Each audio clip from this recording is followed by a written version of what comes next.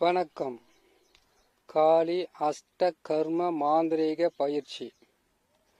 காளி அஷ்ட கர்ம மாந்திரீக பயிற்சியில் கேட்டிங்கன்னாக்கா, மாரணத்தை தவிர மற்ற 7 கலைகளையும் உங்களுக்கு தெளிவாக போட்டிருக்கிறோம். பார்க்காதவங்க பார்த்து இந்த மாந்திரீக கலையை கற்று மக்களுக்கு நல்ல விதத்தை செய்வதற்குண்டான வழியே, அதுக்குண்டான மந்திரம், அதற்குண்டான சக்கரம், அதற்குண்டான நாள் நட்சத்திரன்றது மொத்தமே சொல்லியிருக்கோம்.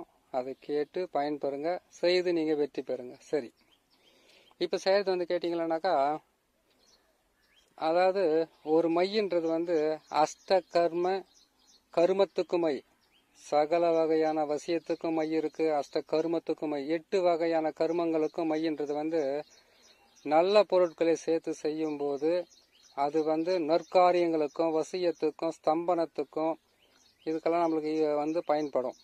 ஆனால் கருமங்களுக்கு என்று மைய செய்யும் போது அது கெட்டதை செய்து, கருமம் என்பது ஒரு மனிதன், கருமம் என்பது ஒரு மனிதன் செய்து தன் வாழ்க்கையில் வெற்றி பெற்று மற்றவர்களுக்கும் செய்ய வேண்டியது தான் கருமம். அந்த கருமத்தை நாம் செய்து முடிக்கிறதுக்கு உண்டான மை எப்படி செய்யறதுன்றதை சொல்லலாம். இது கொஞ்சம் சைவ வகையில் இருக்கும். அதை நீங்கள் பொறுமையாக செய்து நீங்கள் வெற்றி பெறணும். ஏன்னு கேட்டிங்கன்னாக்கா, மூலிகை வேர்களோடு சேர்ந்து சில பறவைகளோ சில பொருட்களை பூச்சிகளோ போட்டு செய்ய வேண்டியதாக இருக்கும். இதில் பார்த்தீங்கன்னாக்கா, வசியம், மோகனம், அடுத்தது கேட்டிங்கன்னாக்கா, வசியம் மோகனத்தை தவிர மீதி இருக்கின்ற 6 வகையான அஷ்ட கருமத்துக்கும் இந்த மையை நீங்கள் பயன்படுத்தலாம். இந்த மையை நீங்கள் அரைக்கிறதுக்கு செவ்வாய் அல்லது சனி அல்லது அமாவாசை முடிந்தவுடன் மறுநாள் வரக்கூடிய ஆரம்பட்டன்னைக்கு நீங்கள் செய்யலாம். சரி, இந்த மையை செய்கிறதுக்கு எல்லா பொருட்களும் அன்னைக்கு தான் சேர்க்கணுமா?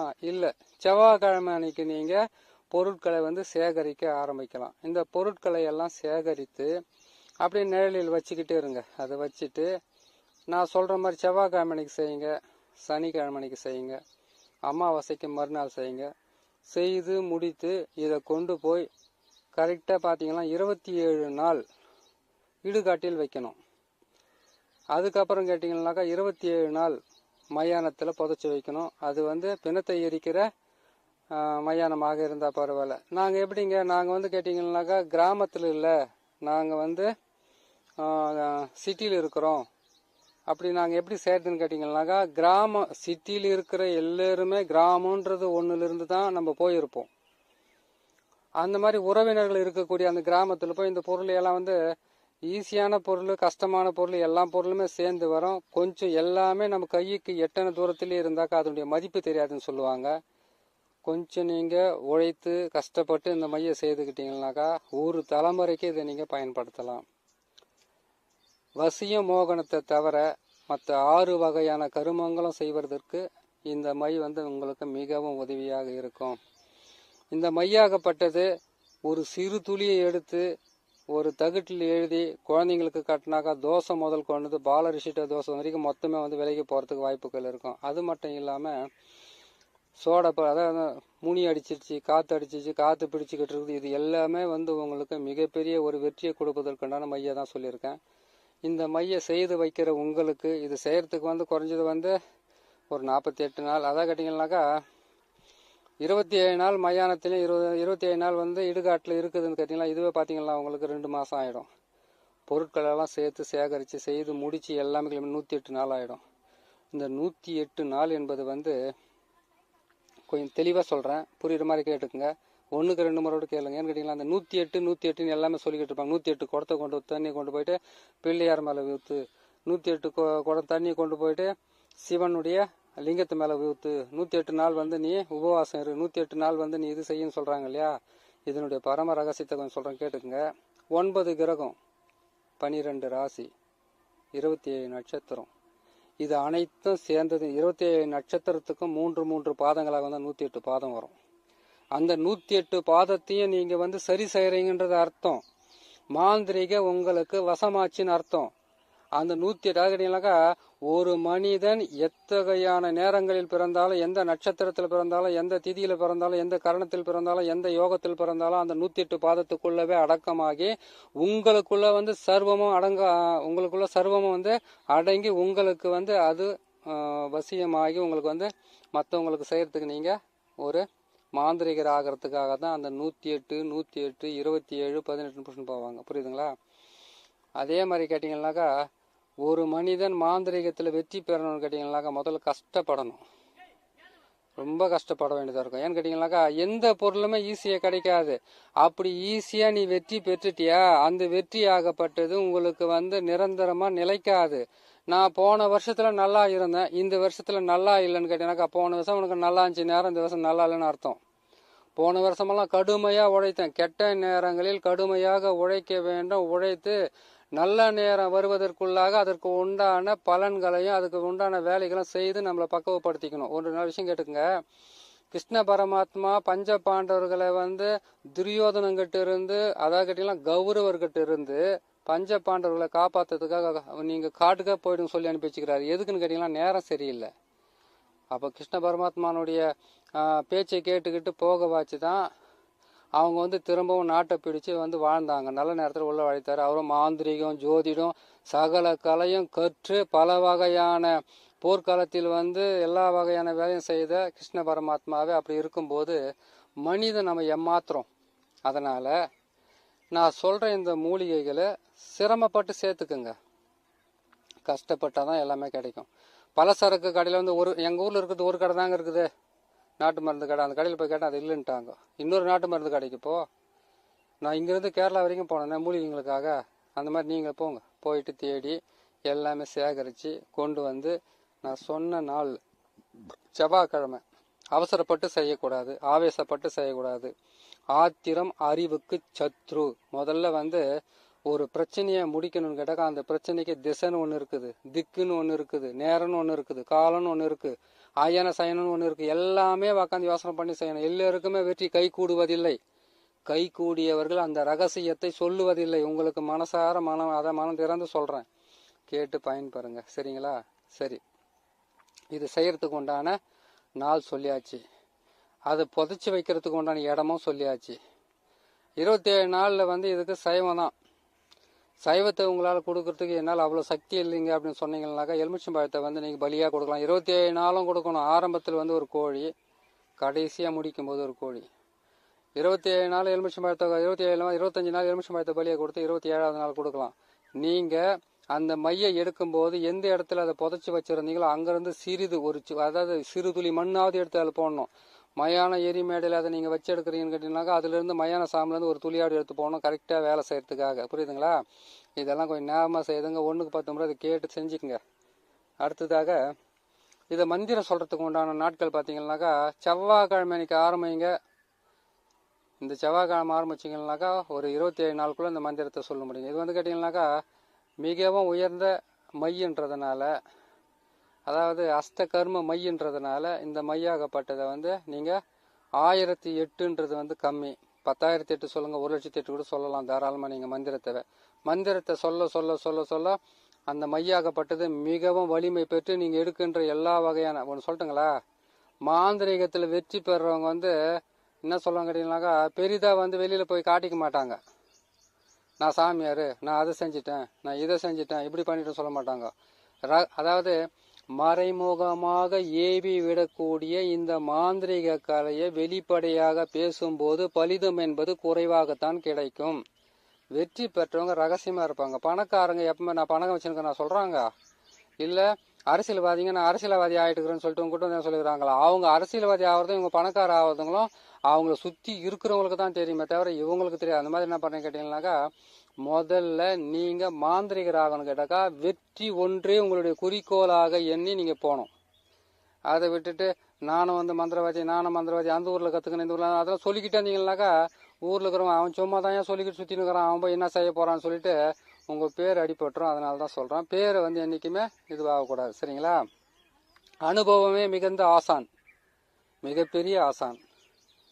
வெற்றி என்பது எளிதல்ல, தோல்வி என்பது முடிவல்ல. என்றைக்குமே பொறுமையாக இருந்து சாதிங்க, வெற்றி பெறுங்க. சரிங்களா?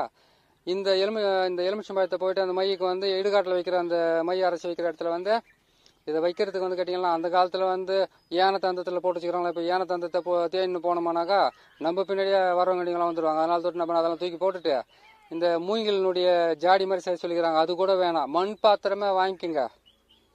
மண் பாத்திரத்தை வாங்கி அந்த மண் பாத்திரத்திலே வந்து அந்த மையெல்லாம் அரைச்சி அதில் போட்டு பதப்படுத்தி அதுக்கப்புறம் கொண்டு போய் புதைச்சி அதுக்கப்புறம் எடுத்துகிட்டு வாங்க. இதை உழைச்சி நீங்கள் செய்யுங்க. 108 நாள் உழைச்சாவே போதுமானது, உங்களுக்கு மிகப்பெரிய நன்மைகளை கொடுக்கும். சரி, அது முடிஞ்சதுங்களா? மந்திரத்தை சொல்வதற்கு செவ்வாய் அல்லது வந்து கேட்டிங்களானாக்கா சனி அல்லது வந்து அமாவாசை அல்லது வந்து அமாவாசைக்கு மறுநாள் வந்து செய்து, அமாவாசைக்கு முன்னாள் இல்லை மறுநாள் அதை செய்து நீங்கள் பயன்படுத்திக்கோங்க. ஒரு பக்கம் நீங்கள் மாந்திரிகம் செய்துக்கிட்டே வாங்க, இன்னொரு பக்கம் இதை வச்சு என்ன பண்ண எவ்வளோ நேரம் ஆகுது அரைக்கிறதுக்கு. இது அரைக்கிறதுக்கு என்ன பண்ண போகிறீங்க, ஒரு மண் பாத்திரத்தை வாங்கிட்டு வர போகிறீங்க. இதெல்லாம் நல்லா காய வச்சுட்டு நெல்லில் நான் சொல்கிறேன் இந்த மூலிகைங்களை வந்து காய வச்சுட்டு அது கற்பூரமோ தர்பப்புல்லோ அதுக்கப்புறம் கேட்டிங்கன்னாக்கா வேறு ஏதாவது நான் சொல்கிற இந்த மூலிகைகளை மொத்தம் போட்டு நீங்கள் எரித்து சாம்பல் ஆக்கிடுங்க. சாம்பல் ஆக்கிட்டு ஜவ்வாது, புணுக்கு, கஸ்தூரி, அதுக்கப்புறம் தேவையான கருங்கோழியினுடைய வெள்ளைக்கரு இதெல்லாம் சொல்கிறேன், அதெல்லாம் போட்டு நீங்கள் போட்டு இது பண்ணி அரைச்சத்து போயிட்டு வச்சுடுங்க. பதப்படுத்தி வச்சிட்டிங்கன்னாக்கா அதுக்கு மந்திரத்தை மட்டும் போய் தினமும் போயிட்டு 108 மந்திரத்தை மட்டும் சொல்லிட்டு எலுமிச்சம்பழத்தை பலி கொடுத்துட்டு வந்துடுங்க. எதையுமே செய்யணும் கேட்டால் மாந்திரிகத்தை மறைமுகமாக செய்யுங்க, நீங்கள் வெற்றி பெறலாம். நீங்கள் வெளிப்படையாக செய்யணும், 10 பேருக்கு தெரியணும், நான் அதை செய்கிறேன் இது செய்கிறேன் செஞ்சுக்கிட்டு இருந்தீங்கன்னாக்கா பேர் மட்டும்தான் இருக்கும். நாள் பட நிறைய பேரை பார்த்துருக்கேன் நான். இப்போ ஒரு 1000 பேர் வந்து நம்ம மந்திரவாதி இருக்கிறாங்ககிட்ட அதில் ஒரு 10 பேர் கூட வெற்றி பெறதில்லை. அதுக்கப்புறம் ஊரில் இருக்கிற என்ன பண்ணுறாங்கனாக்கா அவன் சரியில்லைமா சொல்லிடுவாங்க. உஷாராக பார்த்து செய்யுங்க. அஷ்டகர்ம மாந்திரிகம் கை கொடுன்னு கேட்டீங்கன்னாக்கா அமைதி என்பது வந்து நிரந்தரமாக இருக்கணும். மற்றவங்ககிட்ட வந்து நான் அதை செஞ்சேன் இதை செஞ்சேன்னு நீங்களே சொல்லிக்கிட்டு கூட மற்றவங்க தான் சொல்லணும். அது ஒரு ஞாபகத்தில் வச்சுங்க, சரிங்களா? தன்னடக்கம் என்பது மிக அவசியம். சரி, இப்போ நான் சொல்கிற இந்த பொருட்களை பாருங்கள். கொஞ்சம் இந்த வீடியோ நீளமாக இருக்கும், பொறுமையாக கேட்டிங்கன்னா உங்களுக்கு மிக உதவியாக இருக்கும். நான் சொல்கிற இந்த பொருளையும் அதுக்கப்புறம் நான் போடுற இந்த மந்திரத்துங்களும் கொஞ்சம் கரெக்டாக பார்த்து செஞ்சுக்கோங்க. இது செய்கிறதுக்கு வந்து முதல்ல புல்லாமனுக்கு வேர் எடுத்துக்கணும். எல்லாமே 50 கிராம். நான் சொல்கிறது எல்லாமே 50 கிராம் வாங்கி அது எல்லாமே நல்லா வெயிலில் போடாமல் நெய்யில் போட்டுங்க. அடுத்தது வந்து கேட்டிங்கன்னாக்கா மயூர் சிகை வேர், மயூரா சிகை வேர், அது வந்து போய் நாட்டு மருந்து கடையில் போய் கேளுங்க. அடுத்து வந்து தொட்டால் வாடி வேர், சிறிய நங்கை, பெரிய நங்கை, எட்டி இருங்க நான் கொஞ்சம் பொறுமையாக சொல்லிட்டு நான் கொஞ்சம் வேகமாக சொல்கிறேன். சிறிய நங்கை வேர், பெரிய நங்கை வேர். இது வந்து எப்படின்னு கேட்டிங்கன்னா பாம்பு சிறிய நங்கை சொல்லலாம். சிறிய நங்கை பாம்பு கடிச்சிட்டா சாப்பிட சொல்ல, பெரிய நங்கையும் அவ்வளோதான், அது கூட நல்லா வேலை செய்து காமிக்கும். அதுக்கப்புறம் பின்துடாரி, எட்டி வேர், புரியுதுங்களா?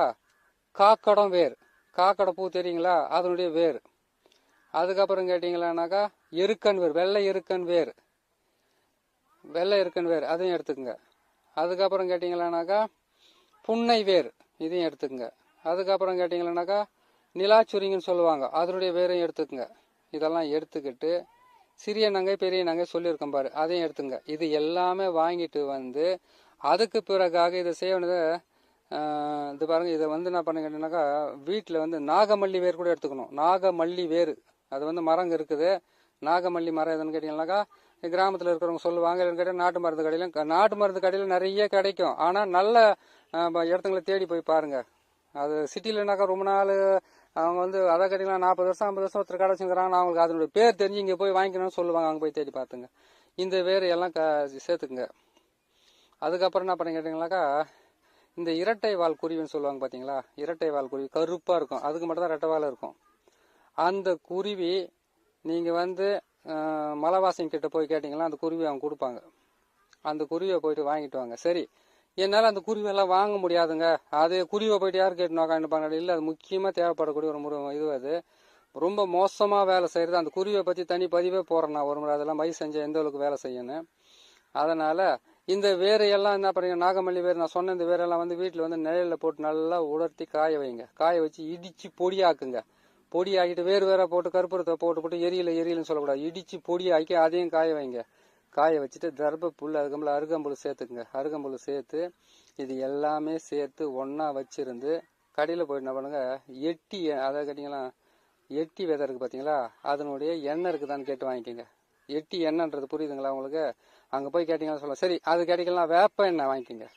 அந்த எட்டி மரத்தினுடைய விதை இருக்குது பார்த்தீங்களா, அந்த எட்டி மரத்தினுடைய விதையவை கொண்டு வந்து நல்லா காய வச்சு அதையும் இடிச்சு, அதை இடிக்கணும்னாக்கா எவ்வளவு கஷ்டப்படணும் தெரியுமா? அந்த தேத்தான் விதையை இடிக்கிற மாதிரி செத்து பொழைக்கணும் அந்த எட்டி விதையை இடிக்கிறதுக்குள்ள எல்லாம். சாதாரண மேல பாறாங்கல்ல தூக்கி போட்ட மேல உடைச்சா கூட சரி, ஒரு துளி கூட காயலாது. நல்லா காய வச்சு அது நல்லா காய வச்சுட்டீங்கன்னா போதும். அப்படி இல்லைன்னு கேட்டீங்கன்னாக்கா வானல் எடுத்து போட்டு வறுத்துடுங்க. வறுத்து காய வச்சு இடிச்சு பொடியாக்கி அதுக்கப்புறம் அது தனியா அரைச்சி அந்த வேப்பெண்ணெயில போட்டு கலந்து இது எல்லாமே சேர்த்து நல்லா எரிச்சு ஒரு சாம்பல் போல ஆக்கி அந்த சாம்பலை கொண்டு கல்வத்தில் போட்டு நல்லா அரைங்க. அரைச்சி அதை நல்லா அரைச்சி அதை பதப்படுத்தி அதில் வேப்பெண்ணெயை விட்டு தான் அரைக்கணும். இது ஏன்னு கேட்டீங்களேனாக்கா வசியம் மோகனத்தை தவிர மீதி இருக்கின்ற 6 அஷ்டகர்மங்களுக்கும் பயன்படுத்தக்கூடிய ஒரு முக்கியமான அஷ்டகர்மத்துக்கும் பயன்படுத்தலாம். ஆனா வசியத்துக்கு இது பயன்படாது. வேதனத்துக்கு வேணா பயன்படும், மோகனத்துக்கு பயன்படாது, முறிக்கிறதுக்கு வேணா பயன்படும்ன்ற மாதிரி 6க்குமே இது பயன்படும். மாரணத்துக்கும் பயன்படும்ன்றனே. இது மாரணத்துக்கு பயன்படுத்தணும்னு கேட்டீங்கன்னாக்கா இந்த கோழியை அழுக வைப்பாங்க பாத்தீங்களா வீட்டுல. அதை கோழி குஞ்சு பெருக்கிறதுக்கு வைக்கிறாங்க பாத்தீங்களா, அதுல அழுகன முட்டைக்குது பாரு. அந்த அழுகன முட்டையை எடுத்து தனியா அந்த மையில போட்டு வேலை செஞ்சு அந்த வீட்டுல செஞ்சீங்கன்னாக்கா அந்த வீட்டுல மரணமே ஏற்படும். இது ஈஸியான விஷயம்தான். ஆனா அந்த கோழி முட்டையா தான் குத்துருவாங்க.